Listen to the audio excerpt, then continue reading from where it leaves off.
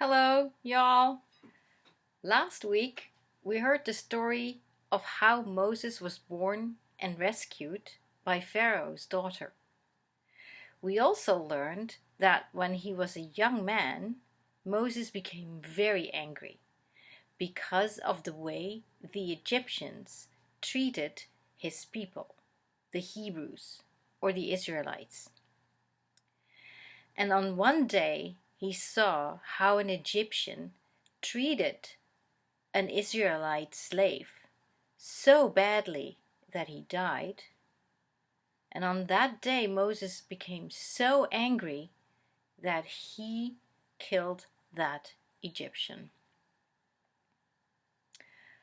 Moses got very scared and he fled Egypt, and he finds asylum or a place of safety in the land of Midian. It is during the time that he lives in Midian that Moses encounters God in the burning bush. In that story, we learn that God asks Moses to return to Egypt to convince Pharaoh to free the Israelites from their slavery. Moses wasn't so keen on that task, and he tried very hard to convince God that he was not the right person to do so. But God did not take no for an answer. Even when Moses told him that he had difficulty speaking, still God did not take no for an answer and promised Moses that he would give him all the support that he needed.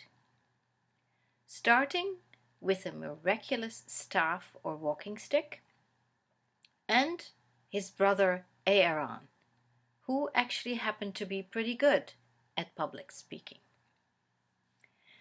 Today, in Faith Activity 13, called Moses and Pharaoh, we will discover what happens when Moses returns to Egypt to help set the Israelites free from their slavery. Well, this story has a lot of action, and you will see that many strange and odd things will happen.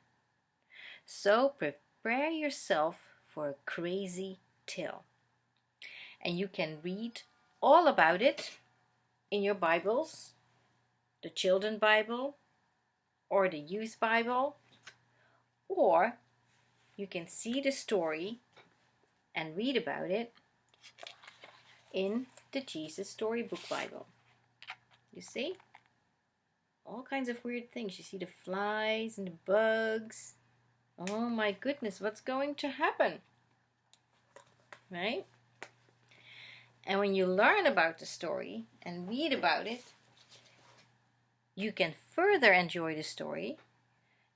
And to do that, you have to go through your bag of materials. I divided the materials for Moses up in 3 different activities, but actually you can look at them all and see which one you would like to make. For today, or with this faith activity, a good one to do, and I think it's actually belongs to this faith activity, is to make an origami frog. So you will have directions in your bag on how to do that.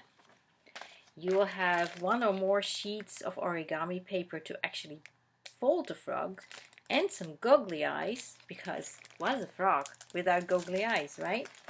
And once you've made it, this frog can actually jump. So you can give somebody a fright, just as the Egyptians were giving frights when the frogs were jumping everywhere. And you can continue to search for the 10 plagues in your word search, or you can retell the story yourself by filling in the blanks. And because I think you were supposed to open that last week, maybe you already did make the Pharaoh's headdress and tried it on. And how did it feel to be a Pharaoh, right? Next week, for next week's story, there will actually be a retelling with the plagues and Pharaoh. You can use all the things you make to retell the story one more time, to never forget. And we'll explain you next week why it's so important to never forget. So I hope you will have a lot of fun and a lot of faith-filled fun when you learn more about the story of Moses, of God, and how Moses and God worked together to set the Israelites free. And don't forget to let me know how much fun you have by sending me photos of what you've been doing. Have a lot of fun. Bye.